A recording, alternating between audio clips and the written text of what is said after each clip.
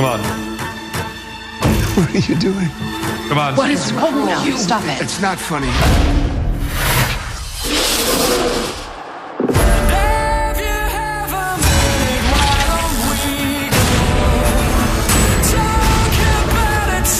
Midnight Mass is a limited series on Netflix. It is developed, created, directed by, and co-written by Mike Flanagan, who also co-wrote it with his brother James Flanagan. And the show stars Zach Gilford, Katie Siegel, Hamish Linklater, Raul Kaola, Annabelle Gish, and Henry Thomas. The show is essentially about a guy who comes to town, comes back.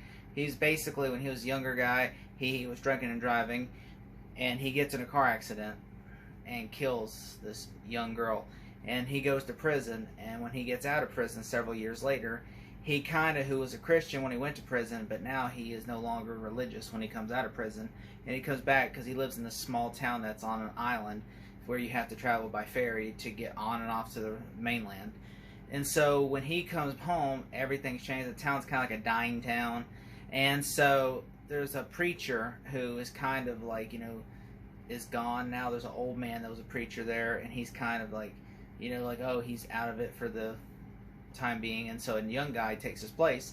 And this young guy, played by Hamish Linklater, is like the nicest preacher ever. Like, he's so awesome, and he's so cool, and he basically comes over to people, and he basically, even people I don't believe, he's like trying just to be your friend and stuff. And the guy who, just come back to town, who was in prison, he tries to, because he has to go onto the mainland to deal with his drinking and driving.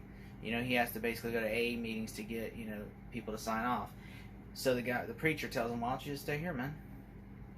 I know he's not a preacher, he's a priest, but, sometimes you say preacher, priest, Which, I know that's in a lot of Hollywood cliches. They say, oh, they're Christian, and then they dress them up like, Catholics, and I'm like, they do not know that's not a Christian thing. Christian people do not dress like Catholic priests. I'm sorry.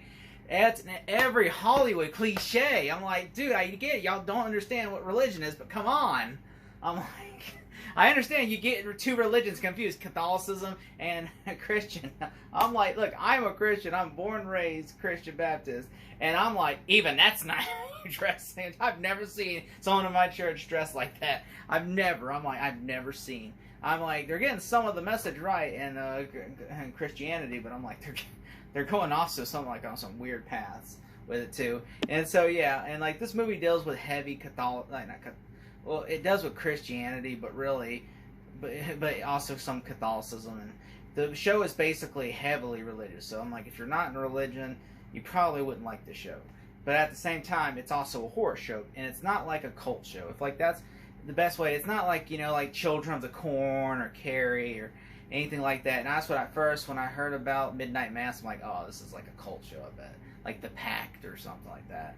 And I'm like, I'll pass. But then a famous YouTuber who I like watching, Chris Stuckman, recommended Midnight Mass on his channel, and I'm like, you know what, I guess I'll check it out, And so I went and I watched it, okay, and I was hooked by the end of episode 3. I was like, I watched episode 1, I'm like, this is kind of boring, but I could see it might be going somewhere neat, because and then I go watch, I was like, I'll watch one more episode, if I don't like it, then I'll just won't watch it, because a lot of people will sit there and wait for something interesting to happen, and I'm not gonna lie, this show does drag. Like, to me, if you skip all the way up until like episode 6, the last 20 minutes, and if you watch it from the last 20 minutes to the last episode, you'll be satisfied. But if you just want to sit through the whole experience, it's like 7 hours of experience. Like, I mean, I sat there all day watching it, and I was just like, parts of it I was getting bored. Sometimes I even get on my phone because I'm just like, some parts are just talking, and a lot of that is. I hate that in shows when they drag, because they have to keep the runtime, build the runtime, so you have to sit there and talk, and I'm just like, come on. When there are interesting stuff, like, it feels like, most of the episode's talking of episode 2, and then you get to something interesting around the later half of that episode. And that's what it is, but I will say, it's actually really good. Like, it does keep you suspenseful. Whenever there's nighttime, it always gets you suspenseful, because, and there is a big twist.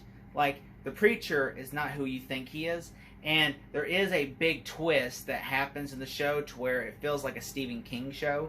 And I will say, when you see the big twist, you're going to basically compare it to Salem's Lot. I will say you're probably... I would not be surprised if Stephen King would like just call out and say, hey, this is kind of like Salem's Lot. Which I'm sure, I don't think he'd be mad. I think he would just be like, hey, nice homage. And I will say, I did like the show. Although, yeah, it does get overly religious, and I'm not a big overly religious person. I'm saying, like, when I say overly religious, like, I don't like watching religion in movies. Even though that's the bold statement coming from a Christian. But, like, I just don't like watching religious in movies. And that just, to me, is like, mainly because they always try to villainize the religion in the movie. And I just feel like, and also a lot of times they don't understand Christianity at all. Like, they always try to compare it to, like, Jehovah's Witnesses or Catholics. The biggest thing we get compared to is Catholics. And I'm like, why do they keep thinking we're Catholic? We're not Catholic, okay? Like, seriously, I swear, we don't have altar boys, you know? The only time you see people in robes is when they're singing in the choir. There's never, ever, there's never been so, like, we don't call him, you know, Father. We call him brother, like, you know, like, we have a preacher we call Brother Scooter. We do not have, like, a father, like, oh, Father Scooter. Like, no, we don't have that. We have Brother Scooter, because we're Christian. You know, we see each other as brother. We don't see, like, Catholicism, they see it mother, father. And so there's difference, and people always assume, you know, it's like, you know, people always get Mormons and Jehovah's Witnesses confused with each other. They always get Christians and Catholics confused with each other. And basically, we believe in the same message. We just don't believe, like, you know, we just don't have, like, rosary beads and confession and all that. And I'm just like, well, you know, and then, which I'm just like, wow. You know, which I will say this, though, I literally, and so I watched it, I did watch this, though, and I really enjoyed it. You know, even, like, because, look, you know what, I can watch it, because I'm like, I know this is fake, okay?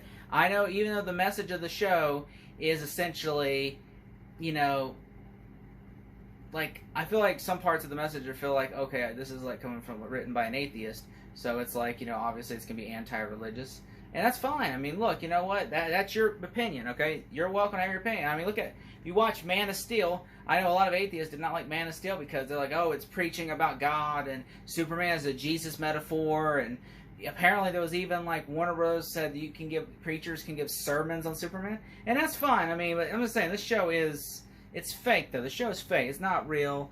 The show is a fictional. I mean, obviously, if you see what the big twist is in this show, to me, also, the show kind of contradicts its own statements, because I'm like, dude, there's a freaking thing right there, and you are saying there is no God when you can see right there, what the fuck is that? You know?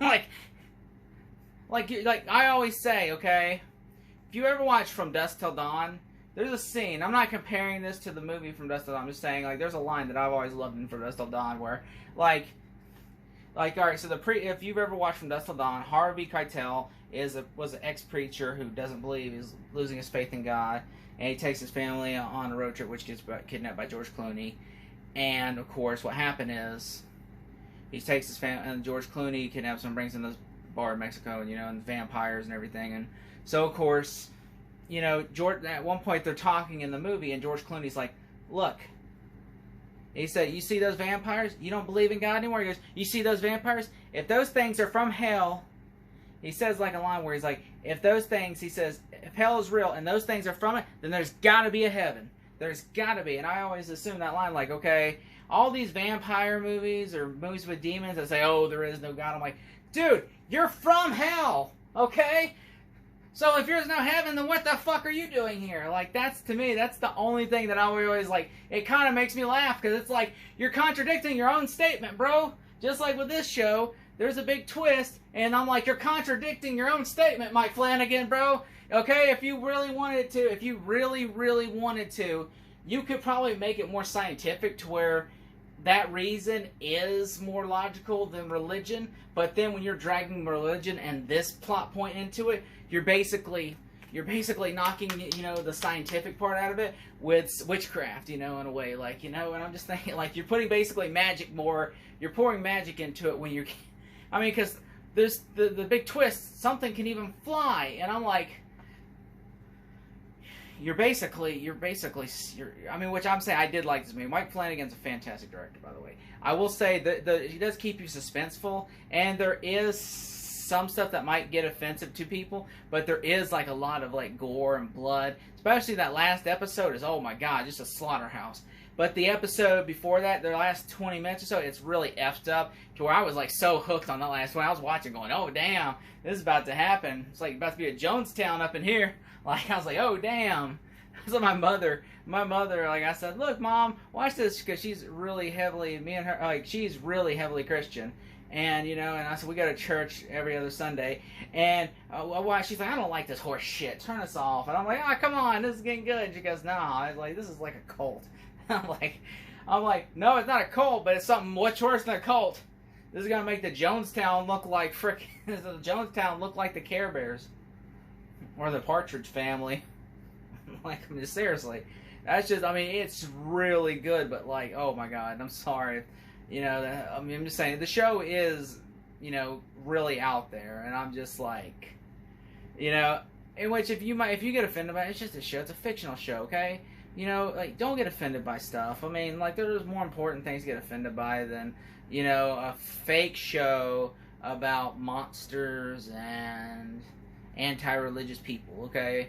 Just go watch something else. If you want to watch something else, go watch something else, okay? You know, just like with comedy, it's all subjective, okay? You don't have to get offended by jokes in comedy, okay? It's all subjective.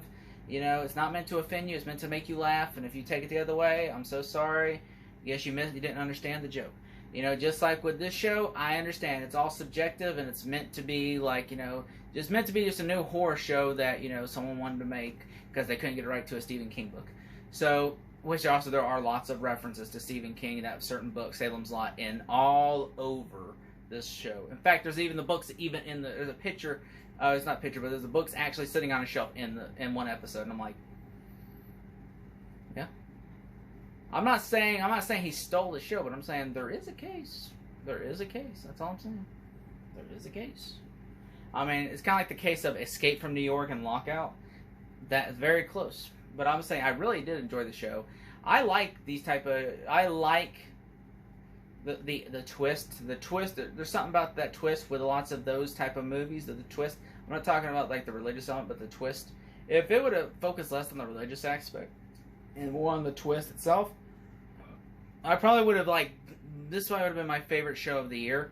But I really enjoyed it. I kind of felt like it focused less on that and more the religious part, and that's fine because I guess that's the story Mike Flanagan wanted to tell. But I will say that it's something unique and interesting to watch. Was it something I would watch again? Probably not. But he does knock it out of the ballpark with great casting and everything else, and so if I had to give this show a grade, I would probably give it a solid B-. I want you to run. I am so glad that you will be with us for what comes next.